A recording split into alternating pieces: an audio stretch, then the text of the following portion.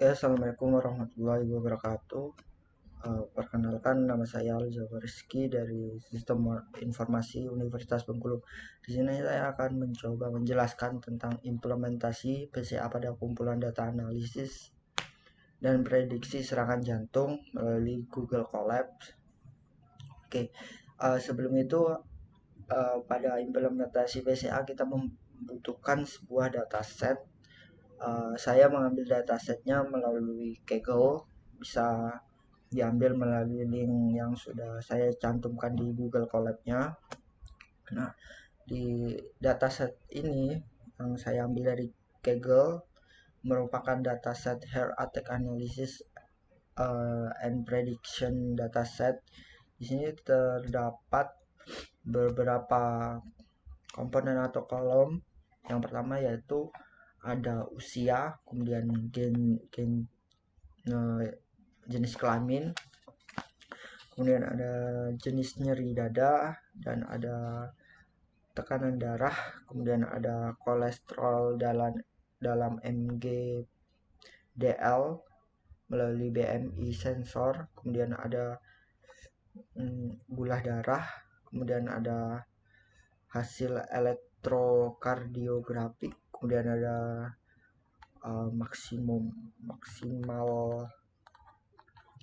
maksimal detak jantung, kemudian ada di induksi angina, dan yang terakhir ada puncak sebelumnya. Oke, di sini datanya berbentuk numerik, seperti umur ini berbentuk numerik, kemudian gender ini berbentuk binary, yang artinya kalau 1 itu yes dan 0 itu false. Oke, di sini ada beberapa keterangan yang disajikan tentang dataset. Yang pertama, pada jenis nyeri dada ini terdapat 4 value.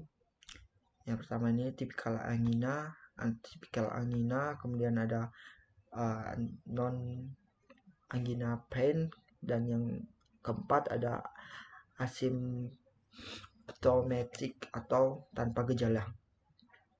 Oke, kemudian di sini ada juga ada 3 value tentang hasil elektrokardiografik. Yang pertama normal, kemudian ada kelainan gelombang,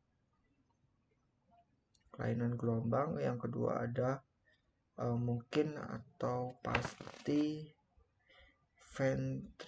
ventricular hypertrophy, mungkin atau pasti ventricular hypertrophy. Oke. Di sini ada 304 data yang nanti kita akan implementasikan PCA di Google Colab. Oke, langsung saja kita langkah awal, yaitu mengimport library yang diperlukan. Ada NumPy, Pandas, dan lain-lain ya, Sleepboard, Plotly. Oke, setelah mengimport library yang diperlukan, langsung kita importing dataset, karena yang diminta itu meload dataset dari URL. Ini kita publish melalui URL spreadsheet, kemudian kita ambil URL-nya. Jika kita ingin datasetnya, kita tinggal salin link, kemudian search di tab baru, dan kita akan langsung otomatis mendownload dataset tersebut. Kemudian ada df ini merupakan variabel untuk menyimpan read CSV yang telah kita load tadi. Nah, kemudian df head ini untuk menampilkan tabel yang di bawah ini. Kemudian tahap selanjutnya adalah normalisasi data. Normalisasi data ini digunakan untuk merapikan data kita. Jadi kita menormalisasi data menggunakan library dari sklearn, pre-processing ya, standar sklearn. Kemudian kita feed data df ini, kita ambil dari variabel dataset tadi, dan scale transform, kemudian kita scale data. Nah, berikut data yang telah dinormalisasikan. Kemudian pada proses PCA kita importing PCA library. Sebenarnya pada scanline ada di dalam library-nya sudah ada PCA-nya, jadi kita tinggal import. Kemudian langkah selanjutnya setelah mengimport yaitu kita memilih banyaknya komponen utama yang akan kita ekstrak dari data. Di sini saya memilih mengambil 2 komponen utama gitu ya. Saya taruh ke variabel non komponen. Kemudian setelah itu jangan lupa explainer variance atau eigenvalue. Kemudian di sini PCA explainer variance ratio ini menunjukkan 23,58 ya, 23,58% variasi data kita dapat jelaskan oleh komponen 1.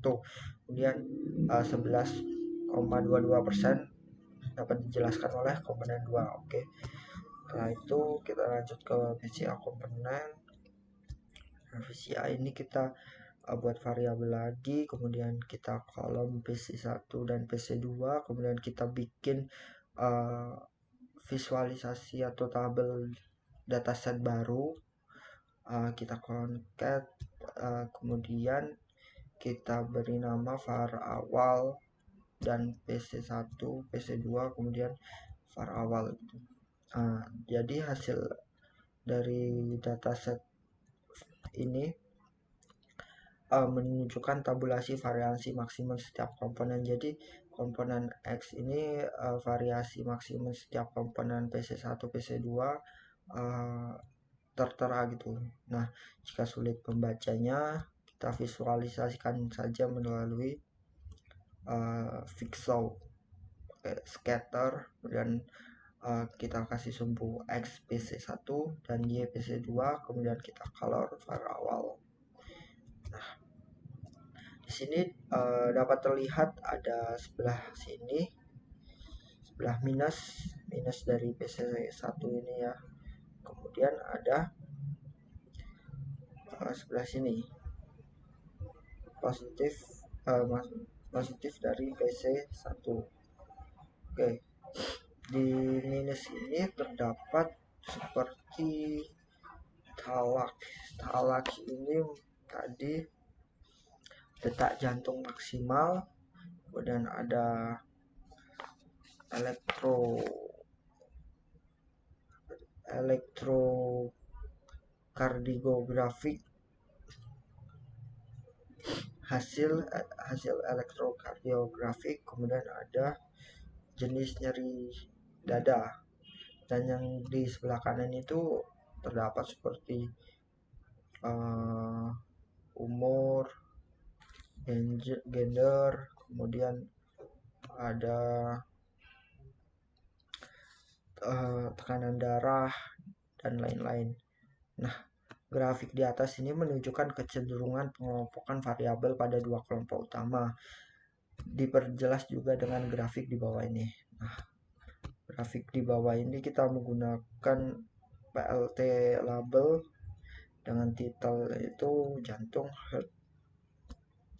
Nah, dari data yang diolah dengan PCA dapat kita simpulkan ada 2 komponen utama yang membentuk kecenderungan pengelompokan variabel pada variabel faktor usia yang sebelah kanan berarti usia, gender, kolesterol, dan lain-lain.